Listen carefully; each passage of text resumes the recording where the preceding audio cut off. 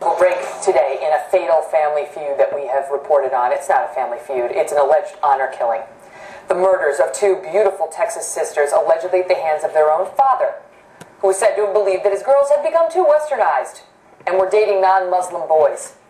Now a private investigator hired by the family is saying that the girl's Egyptian-born father, who's been on the run, coincidentally, since they turned up dead for more than 4 years, could be hiding in plain sight as a cabbie in New York City. Trace Gallagher has more. Trace? And after allegedly killing his two daughters, Megan, YASER Saeed fled Texas with his Egyptian passport and $9,000, but the private investigator who has been tracking him does not believe he had the financial strength to leave the country, go back to Egypt, and start anew. He believes that he went to New York City and took up the only job he ever knew, which is driving a taxi. Now, he's among the FBI's 10 most wanted, and New York cab drivers are supposed to undergo criminal background checks, but even the taxi authority admits that he could rent a cab from somebody else or drive illegally, which wouldn't be tough considering there are some 10,000 illegal cab drivers in New York City. Saeed has family in New York. There's a very large Egyptian community, and 3 years ago, Saeed was sharing a P.O. box with his brother who lives in Westchester County, north of New York City. Fox's Greg Jarrett confronted that brother. Watch. Are you Yassine Saeed? May I speak with you on camera?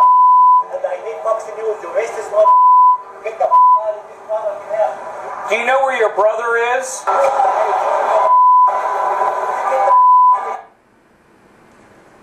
As Saeed's 17 and 18-year-old daughters fled their home initially because they were afraid their father would kill them for becoming too westernized. They were with their mom when they fled, but the mom coached them back to Texas. Then the father allegedly took them in his taxi cab to a remote area and then shot them each multiple times. Remember this horrifying 911 call. What's going on, man? Fire department. Ma'am, are you still there? Ma'am, are you still there? All I've got is she's telling me she's dying. I'm getting... I've got a... What, are you still there, ma'am? Ma'am, what is your address? Now, many are also calling on the mother to be brought in for investigation because they believe the mother brought those girls back from Illinois to Texas and put them in danger, putting them in contact with her father, who then put them in that cab and drove them away, Megan. Trace, thank you. Right now, the private investigator who may have the break that cops are looking for in this senseless murder. Bill Warner is here with me. Bill, you've been looking into this case, and I think America wants to see this guy brought to justice. America wants to see this. These two girls left to die, said to have been murdered by their own father. You heard them pleading for their lives. They knew that they were dying at his own hand, according to the authorities. And now, why do you believe he may be in the New York City area, possibly posing as a cabbie? Yes, hello, Megan. Before the incident happened in January 2008, when the two girls were murdered, YASER and Yassine and two other brothers had set up various P.O. boxes around the country, Texas and New York State.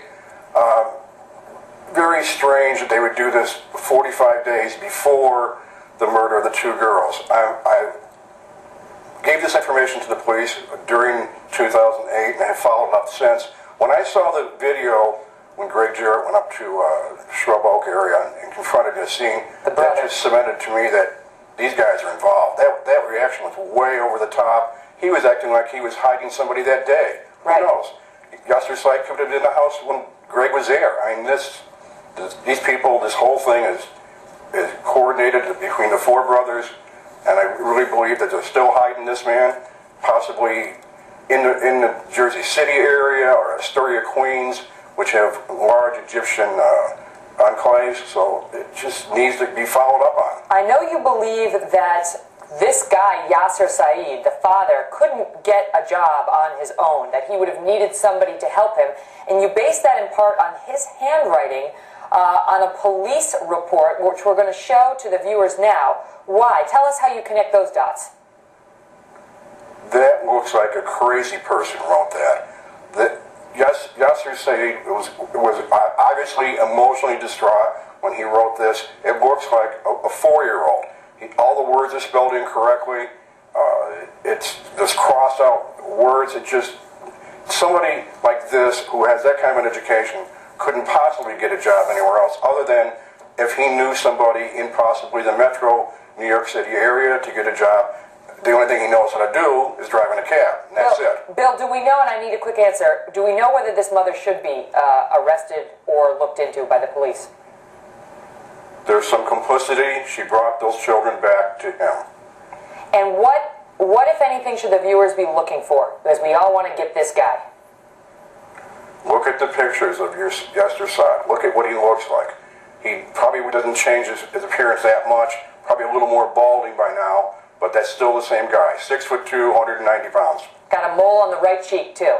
So Correct. Keep an eye out for him. Bill, thank you for all your good work on this. And the FBI wants this man in custody. You might be able to help. We will